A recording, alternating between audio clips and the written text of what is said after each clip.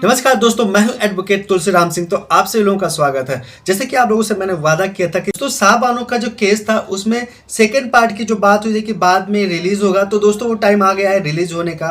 तो अब एंजॉय कीजिए उस वीडियो। ये मामला जब काफी जोर शोर से था तो उस बीच में उस दरमियान काफी ज्यादा शोर शराबा हो रहा था, क्योंकि जो सीआरपीसी की धारा 125 है वो मुस्लिम पर्सनल लॉ को ओवरटेक कर रही थी। क्योंकि मुस्लिम पर्सनल लॉ के हिसाब से कोई भी जो मुस्लिम हस्बैंड होता है वो अपनी पत्नी को भरण पोषण नहीं दे सकता। लेकिन जो सीआरपीसी की धारा 125 जब लागू किया गया और शाहबानो केस का एक ऐतिहासिक फैसला जब सुनाया गया शाहबानो केस में, तो वो ओवरटेक करने लगा।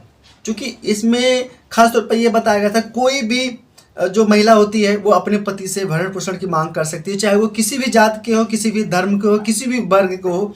उसको भरण पोषण का जो अधिकार है उससे नहीं छीना जा सकता। यानी कि जो पर्सनल लॉ है उसको ओवरटेक नहीं कर सकता सीआरपीसी की धारा 125 को। तो आइए जानते हैं जो हमारे सुप्रीम कोर्ट के विद्वान जस्टिस थे उन लोगों की क्या राय थी इस खास तौर पर इस जो फैसला था, जो ऐतिहासिक फैसला दिया गया था शाहबानो केस में। ऐसा इस केस में ऐसा परिवर्तन करने का उनका उद्देश्य क्या था, एक बार उसको जानते हैं। जो मुस्लिम महिलाएं होती हैं उनके ऊपर धारा 125 को लागू करना का जो निर्णय था वो सही नहीं था, ऐसा कुछ न्यायाधीश का सोचना था। वह सभी विद्वान जस्टिस चाहते थे कि चीफ जस्टिस के साथ में एक बड़ी पीठ का गठन हो और इस फैसले पर पुनर्विचार करे। शाहबानो केस का जो फैसला था, जो ऐतिहासिक फैसला था, इस पर दोबारा विचार करने के बारे में सोच रहे थे।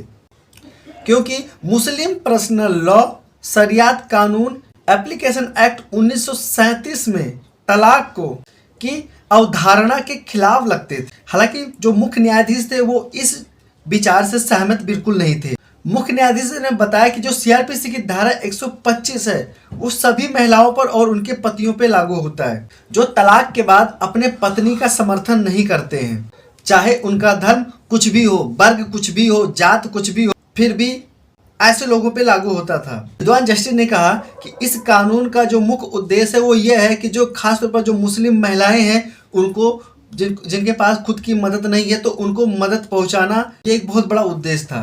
खासतौर पर उन महिलाओं के लिए ऐसी व्यवस्था की गई थी जो महिलाएं खासतौर पर तलाक के बाद में अपना भरण पोषण करने में असमर्थ हैं। दोस्तों, जैसे कि आप लोग को बताना चाहूंगा, जब शाहबानो केस का एक ऐतिहासिक फैसला सुनाया गया तो उस समय जो विद्वान जस्टिस थे, जो कोर्ट था, उसके सामने एक बहुत बड़ी समस्या ये थी कि जो धार्मिक ग्रंथ थे उनके सामने एक बहुत बड़ी समस्या थी। जो धार्मिक ग्रंथ और पुस्तकें थी वो एक बहुत बड़ी समस्या थी और खासतौर पर जो पर्सनल लॉ था वो एक बहुत बड़ी दीवार की तरह सामने खड़ा हुआ था।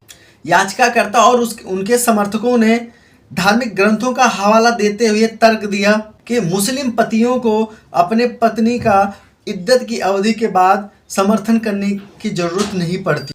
अदालत ने असहमति जताते हुए कहा कि जो पाठ हैं, जो पुस्तकें हैं, जो ग्रंथ हैं, उस बात को साबित नहीं करते हैं। अदालत ने यह तय करने के लिए पूरे मुस्लिम पर्सनल लॉ को देखने के लिए जोर दिया कि तलाक के बाद पति को अपने पत्नी का समर्थन करना चाहिए या नहीं करना चाहिए। दोस्तों, थोड़ा आगे बढ़ते हैं और मेहर के बारे में थोड़ा और ज़्यादा जानते हैं। दोस्तों, अदालत ने यह स्पष्ट कर दिया कि जो मेहर शब्द है इसको दो भागों में विभाजित किया गया है। जो पहला अर्थ है त्वरित और दूसरा जो अर्थ है वो स्थगित, जो कि तलाक के बाद समर्थन के रूप में नहीं है।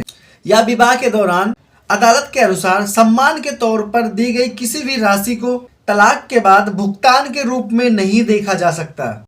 आइए जानते हैं दोस्तों, जब शाहबानो के केस का ऐतिहासिक फैसला आया तो लोगों की प्रतिक्रिया क्या थी।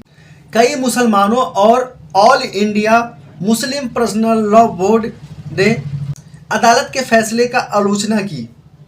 उन्होंने तर्क दिया कि अदालत को शरियत कानून का उल्लेख करते हुए जो धार्मिक मामले होते हैं उसमें हस्तक्षेप नहीं करना चाहिए और इससे बड़े पैमाने पर विरोध और विवाद उत्पन्न हुआ और लोग अदालत के फैसले के खिलाफ सड़कों पर उतर आए। डैनियल लतीफी बनाम भारत संघ यानी कि 2000 के फैसले में चुनौती दी गई थी। तर्क यह दिया गया था कि भारतीय संविधान की अनुच्छेद 14, 15 और 21 का उल्लंघन किया गया है, जिससे मुस्लिम महिलाएं सीआरपीसी की धारा 125 के तहत भरण पोषण का जो उनका अधिकार होता है उससे वंचित रह जाती हैं। दोस्तों अब लास्ट में माने सुप्रीम कोर्ट के कुछ स्पष्टीकरण जान लेते हैं, खासतौर पर इस ऐतिहासिक फैसला के बारे में। दोस्तों माने सुप्रीम कोर्ट ने स्पष्ट किया कि जो मुस्लिम पति होते हैं वो अपने पत्नी को इद्दत की अवधि के बाद भी भरण पोषण देना होगा। इसके अतिरिक्त मुस्लिम पति को अपने पत्नी के लिए भविष्य के लिए भरण पोषण का व्यवस्था करना चाहिए।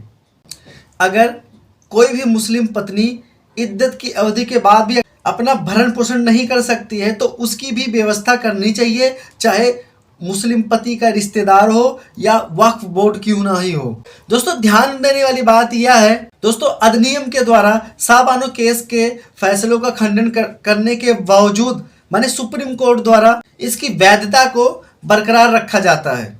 अदालत ने इस बात पर बहुत ज़्यादा जोर दिया कि जो मुस्लिम महिलाएं होती हैं वो इद्दत की अवधि के बाद भी भरण पोषण के लिए हकदार होंगी अगर वो अपना भरण पोषण स्वयं से नहीं कर सकती हैं। दोस्तों लास्ट में कुछ महत्वपूर्ण फैक्ट के बारे में जान लेते हैं। दोस्तों जो शाहबानो का जो केस था वो मुस्लिम महिलाओं के लिए एक बहुत ही बड़ा ऐतिहासिक फैसला माना जाता है। इस ऐतिहासिक फैसले ने न केवल मुस्लिम महिलाओं के अधिकारों से संबंधित कानून को व्यवस्थित किया है बल्कि मुस्लिम महिलाओं का तलाक पर अधिकारों का संरक्षण अधिनियम 1986 के अधिनियम को भी प्रेरित किया है। मुस्लिम महिलाओं के अधिकारों के अधिकार को सुरक्षित करने के लिए बनाया गया था और साथ में ये जो बनाया गया था, जो ऐतिहासिक फैसला दिया गया था, ये एक बहुत महत्वपूर्ण कदम उठाया गया था और महिलाओं के उनके अधिकारों को संबोधित करने के लिए, सुरक्षित करने के लिए उस ऐतिहासिक फैसले की सराहना की गई। आशा करता हूं दोस्तों शाहबानो केस से रिलेटेड आपके बड़े सारे सवालों का जवाब मिल गया होगा। दोस्तों मैं एडवोकेट तुलसीराम सिंह फिर मिलूंगा ऐसे लीगल टॉपिक अपडेट लेकर। तब तक के लिए आप सभी लोगों को जय हिंद।